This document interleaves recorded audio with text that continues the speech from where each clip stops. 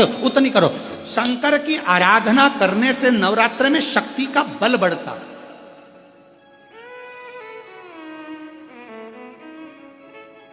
शक्ति का बल। क्यों गुरुजी नवरात्र में शंकर जी की आराधना क्यों करना चाहिए? हमने कहा अगर माता रानी से जो मांगना है तुम्हें, अगर तुमने नवरात्र में शिव जी की आराधना करिए, शंकर की कथा सुनिए, शंकर की आराधना करिए, शिव स्तुति करिए, शंकर को एक लोटा जल चढ़ाया, मां आद्य शक्ति तुम्हारे पर कृपा करेगी। क्यों? क्योंकि जिस स्थान पर शिवलिंग रखा होता है और जो हस्त कमल है वो मां पार्वती जगत जननी दुर्गा भवानी है। जब हम जल चढ़ाते हैं मां आद्य शक्ति अम्बा जगदम्बा और जगत जननी नवरात्र में प्रसन्न हो जाती है। वो जल की इतनी महत्वता है। आद्य शक्ति को प्रसन्न करना है, नवरात्र में शिव जी को जल चढ़ा होती है। नवरात्र की जो पंचमी तिथि है, उस पंचमी तिथि के दिन अशोक सुंदरी का जो स्थान होता है उसको समझिएगा थोड़ा सा। जैसे ये शिवलिंग है और ये जलाधारी है भगवान शंकर की।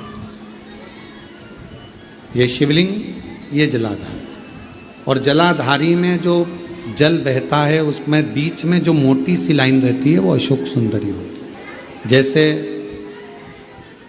कई बेटे हैं, बेटियां हैं, कोई व्यक्ति व्यापार चालू कर रहा है, कोई व्यक्ति अपना नया भवन निर्माण कर रहा है, नए भवन में जा रहा है, या कुछ अच्छी दुकान खोलना चाह रहा है, कोई अपने लक्ष्य पर पहुंचना चाहता है और पहुंच नहीं पा रहा, तो जो शारदीय नवरात्रे आते हैं, इस शारदीय नवरात्रे में जो मां आद्य शक्ति की पूजन की जो पंचमी तिथि होती है, इस पंचमी तिथि पर अशोक सुंदरी वाली जगह पर, जो अशोक सुंदरी का स्थान है, वहां पर लाल पुष्प एक समर्पित करें। जो जलाधारी है मां पार्वती जगत जननी जगदम्बा अम्बा भवानी मैया दुर्गा का हस्त कमल, इस पर 7 जगह पर कहीं पर भी लाल चंदन की बिंदी 7 स्थान पर कहीं पर भी रख दी, और 1 लोटा जल शिव जी को पंचमी के दिन, नवरात्रि की शारदीय नवरात्रि की पंचमी के दिन कामना करते हुए उत्तर की ओर मुख कर कर, अर्थात यहाँ बैठते हुए शिव जी पर जल चढ़ाना प्रारंभ करें और अपने मन की कामना कहकर बाबा के पास में जो लाल पुष्प समर्पित करा है उस पुष्प को अशोक सुंदरी वाली जगह से वापिस लेकर आ जाए। जिस लक्ष्य को आप पाना चाहते हो, अच्छी पढ़ाई कर रहे हो, खूब अध्ययन कर रहे हो, खूब मेहनत कर रहे हो, खूब पढ़ो, कोई दुकान खोल रहे हो, व्यापार चालू कर रहे हो, कोई नया कार्य चालू कर रहे हो, उस पुष्प को अपने स्पर्श कर कर या उस पुष्प का दर्शन कर कर आप एक बार जाकर देखो, आपको उस मंजिल तक मां आद्य शक्ति दुर्गा भवानी शिव पहुंचा कर शंकर में। और एक निवेदन करूं आप लोगों से कि बन सके दुर्गा सप्तशती का पाठ अगर करते हो या दुर्गा सप्तशती को आप पढ़ते हो तो हिंदी का उसमें नीचे लेख आते रहते हैं, बहुत सारे वर्णन आते हैं, उसका भी पढ़ेंगे तो उसमें बहुत सारी बातें आपको बहुत अच्छी अच्छी देवी भागवत में, दुर्गा सप्तशती में, इनमें बहुत सुंदर सुंदर कल्याण का, यदि गीता प्रेस गोरखपुर से जो कल्याण निकलती है उस कल्याण का यदि देवी अंक अगर आप पढ़ेंगे माता दुर्गा भवानी पर, बड़ा सुंदर, उसमें भी बहुत सी चीज़ें मां आद्य शक्ति की आराधना की, साधना की, पूजन की पद्धति बहुत सुंदर, उसका ध्यान करें। शिव से कुछ अगर भगवान शंकर की हम आराधना कर रहे हैं, भगवान शंकर से अगर हम कुछ पाना चाह रहे हैं तो भगवान शिव की सबसे पहले उससे साधना करो, शिव को पहले अपना बनाओ।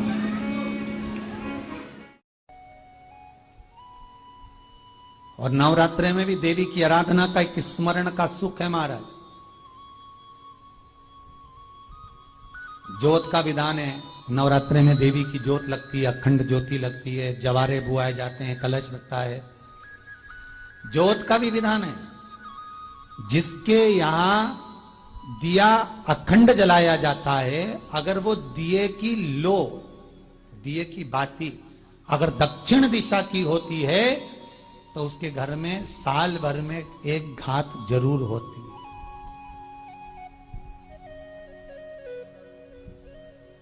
जो दिया अखंड जलता है उसकी बाती का मुख दक्षिण का नहीं होना चाहिए। अगर आपने देवी भागवत का स्मरण कराओ, देवी भागवत को अगर सुना हो, तो देवी भागवत में स्पष्ट किया गया कि पूर्व की ओर मुख करा हुआ दिया, अर्थात पूर्व की ओर ज्योत जो जलाई जाती है वो संपदा की वृद्धि करती है।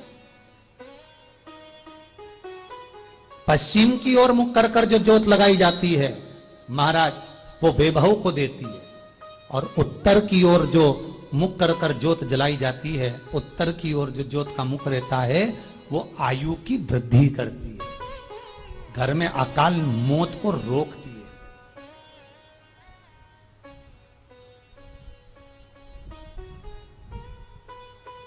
यात्रे का जो भाव तत्व है उसको भी अच्छे से समझ लेना।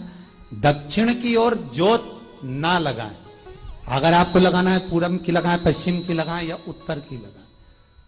और जितने दिन महारानी जगदम्बा जगत धात्री दुर्गा भवानी, अब की बार माता जी घोड़े पर आई है। हर बार देवी बदल बदल के आती है, इस बार जो नवरात्रे आए वो घोड़े के आए। तो घोड़े पर जो देवी जी आती है वो समृद्धि को देने वाली आती है, लक्ष्मी की वृद्धि करने वाली आती है। जैसी घोड़े की रफ्तार होती है उस रफ्तार से लक्ष्मी घर में आती है। तो ये मत सोचना कि कोरोना महामारी ने हमको नीचे गिरा दिया या कोरोना महामारी ने रोक दिया, कमाई के स्रोत रोक दिए, धन रोक दिया। चिंता मत करना। मेरी मां जगत जननी दुर्गा भवानी अब की बार घोड़े पर आई है। साल भर में इतना धन दे देगी कि आपने पीछे के 4 साल में नहीं कमाया होगा, इतनी मेरी मां भंडार भर देगी। ये घोड़े पर आई है, कोई साधारण नहीं हो सकता। देवी भागवत में स्पष्ट किया गया, जब जगदम्बा मगर पर आती है उसका भाव अलग है, और जगदम्बा जब हाथी पर आती है उसका भाव अलग है, और जगदम्बा जब घोड़े पर आती है तो जगत को समृद्धिवान बना देती है, वैभव में कमी नहीं आती। अभी भले दुनिया के लोग अभी रोते हैं कि पैसा नहीं आ रहा, कोरोना महामारी ने सब तोड़ दिया, रोक दिया, पर चिंता ना करना। मेरी मां अगर घोड़े पर आई है तो उसका सुख आपको जरूर मिलेगा। एक जरा सी मिट्टी की दुकान भी अगर आप खोल कर बैठेंगे तो चांदी और सोना के बराबर कमाएंगे, इतना धन देगी वो मां। साधारण नहीं है मेरी माता। तात्विक सुख का आनंद देने वाली, लाभ तत्व प्रदान करने। और नवरात्रि में भी अगर आपकी कोई कामना है, आपकी अगर इच्छा है, आपका मन है, तो जगत जननी की आराधना करो। पति और पत्नी में अगर क्लेश है तो जगदम्बा के मंदिर में मक्खन चढ़ाओ, प्रेम बढ़ जाएगा। आपको लगता है कि पति कोई अन्य स्त्री से लगा हुआ है या परिवार टूट रहा है, तलाक तक पहुंच गया है, तो माता के मंदिर में आप ध्वजा लगवाइए, उस ध्वजा पर मक्खन लगाकर लगवाइए, आपको लाभ मिलेगा। महाराज, यदि आपको लगता है कि बच्चे बहुत ज्यादा अपशब्द बोल रहे हैं, मुंह चला रहे हैं और प्रेम नहीं रख रहे, तो माता के मंदिर में लाल पुष्प, लाल चंदन और लाल चूड़ी मां को समर्पित करिए, प्रेम बढ़ेगा। बच्चा कभी आप जी से कम नहीं बोलेगा, प्रेम की भाषा निकलेगी मुझसे। मां जगत जननी की आराधना, जगदम्बा की उपासना। नवरात्रे में 9 दिन में से कोई एक दिन ऐसा ले लो जिस दिन कन्याओं का भोजन कराओ, साथ में उनको लाल चुनरी ओढ़ाओ या कोई लाल वस्त्र, लाल पूजन की सामग्री उनको दो, सुख मिलेगा, आनंद आएगा। नाम से 31 फूल समर्पित करना आया, 31 पुष्प।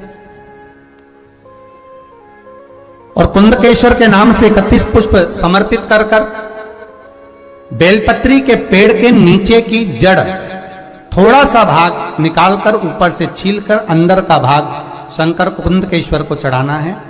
उस जड़ को लाकर उसको पीसना है और पीसकर सुबह के समय पर 3 बार उसका कुंदकेश्वर का नाम लेकर सेवन करना है। जिसको साइटिका और जिसको रीढ़ की हड्डी, स्लिप डिस्क, जिसको प्रॉब्लम होती है उसको बाबा कुंदकेश्वर एक ऐसे महादेव हैं, क्योंकि भगवान शंकर के चरण पर पार्वती के द्वारा फेंका गया कुंद का प्रहार हुआ और उससे बाबा को चोट लगी, जिससे बाबा का नाम कुंदकेश्वर पड़ा। कच्चे सूत से लपेटकर 11 बार उसका भाग, जब उसको लपेट लोगे इस तरह से इकट्ठा करके, आगे का जो भाग है 11 बार कच्चा सूत लपेटने के बाद जो भाग पीछे का आगे का कोई भी हो उसको शहद में डुबाकर शिव जी को समर्पित कर दो। किस जगह पर रखना है? अशोक सुंदरी वाली जगह। अशोक सुंदरी की जगह जानते हो आप लोग, पहले भी आपको बताया है, आज फिर आपको वर्णन कर दें। जैसे ये गोल जलाधारी है, ये शिवलिंग रखा है, ये 2 जहां से पानी बह रहा है बाबा के चरणारविंद, राइट में श्री गणेश जी का स्थान, लेफ्ट में कार्तिकेय का स्थान, बीच में अशोक सुंदरी की जगह। शंकर भगवान की 6 लड़कियां हैं। भगवान शंकर के 13 बच्चे, 13 बच्चों में से 6 लड़कियां, उस 6 लड़कियों में से एक लड़की का स्थान, भगवान शंकर की एक बेटी का स्थान, अशोक सुंदरी का स्थान सामने है। पद्म पुराण में स्पष्ट किया यह स्थान अशोक सुंदरी का। शंकर भगवान की जलाधारी में पार्वती जी का हस्तकमल, ऊपर से जो एक एक बूंद पानी गिरता है, यह शंकर भगवान की 5 लड़कियों का स्थान है, जया, विषहरा, शामरी बारी, दौतली और देव। शंकर भगवान की 5 लड़कियां भगवान शंकर के मस्तक पे जल की धार गिरा रही हैं। बीच में जो अशोक सुंदरी का स्थान है महाराज, उस जगह पर शहद का मुख, जो शहद आपने भिंगोया है, उस शहद का मुख शंकर जी की ओर कर कर इसी चैत्र के महीने में, इन्हीं नवरात्रि में शंकर भगवान के उस अशोक सुंदरी की जगह पर शहद का भाग शिव जी की ओर रख दें। महाराज, अगर घर में संपदा की कमी हो या कोई पैसा खा गया हो, रुपया नहीं दे रहा हो, पैसा अटक गया हो, तो उस शहद को शिव जी की ओर मुख कर कर उस आम के पल्लव की जो डंडी है उसको 11 डंडी को वहां रख दीजिए और उससे अपनी कामना कर कर आ जाइए। हो सके उस शहद में से थोड़ा सा शहद किसी रुमाल पर, किसी कपड़े में लगाकर उसको रख लीजिए। जिस व्यक्ति से पैसे लेना है, जिस व्यक्ति से पैसे मांग रहे हो, उससे एक बार जाकर मिल लीजिए, एक बार उसको खबर कर दीजिए। बाबा चाहेगा भोलेनाथ तो नवरात्रि में ही पैसा वापिस आ जाएगा, अगर शिव कृपा कर देगा। ये बाबा की करुणा। आम का पल्लव कोई साधारण नहीं जिसको कलश के ऊपर रखा जाता है, शिव की कृपा। जिस आम के पेड़ पर स्वयं कामदेव चढ़कर भगवान शंकर के तीसरे नेत्र द्वारा जलकर भस्म हो जाते हैं, वो आम का पेड़ साधारण नहीं हो सकता। 9 दिन में 1 दिन अगर घर में ज्यादा बीमारी फैल रही हो, कोई ना कोई बीमार पड़ रहा हो, तो 1 लोटा पानी सुबह स्नान कर कर घर के चारों तरफ घुमाकर नीम के पेड़ के नीचे नवरात्र में डाल देना। महाराज 3 या 4 दिन लगेंगे, आराम लगना चालू हो जाएगा, घर से रोग दूर हो जाएगा। शिव महापुराण की कथा कहती है, देवी भागवत कहती है कि माता का 9 दिवस तक स्थान नीम के पेड़ के नीचे रहता है।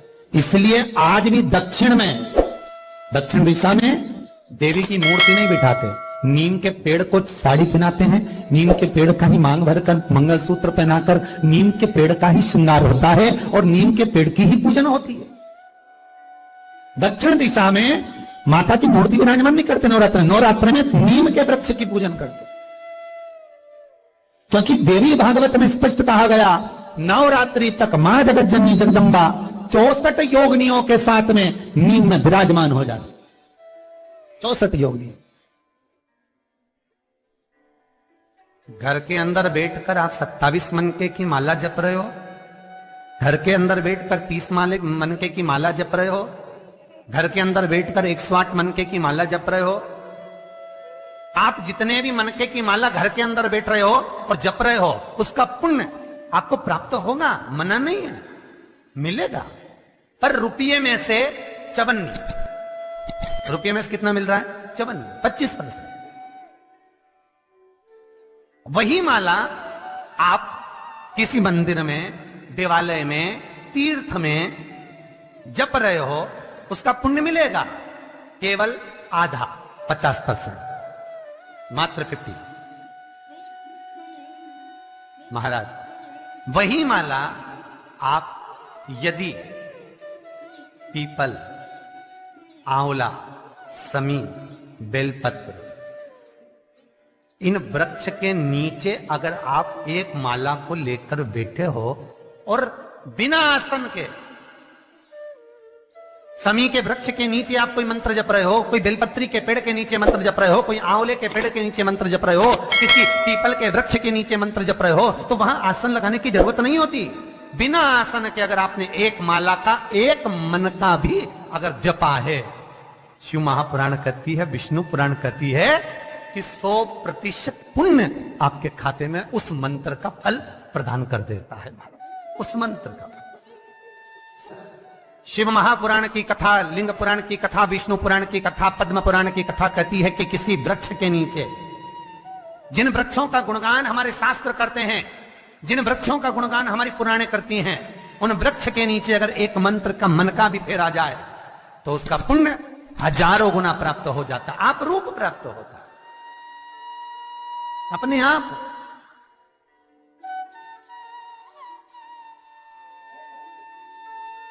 आप जिस पुण्य को करना चाहे, मेरा बहुत निवेदन है महाराज, बहुत प्रयास करा करो, प्रयास करना। अगर हाथ के मनके की माला भी नहीं हो और किसी पीपल के पेड़ के नीचे 15 मिनट बैठने का मौका मिल गया, आंवले के वृक्ष के नीचे 5 मिनट बैठने का मौका मिल गया, किसी आंवले के वृक्ष के नीचे आप 5 मिनट बैठे हो, ओम नमो नारायण का मंत्र का स्मरण कर लो, ओम नमो भगवते वासुदेवाय का जाप कर लो, बस उसका फल 100 गुना, हजारों गुना प्राप्त हो जाता है। शमी के पेड़ के नीचे बैठे हो, श्री शिवाय नमस्तुभ्यम का जाप करिए,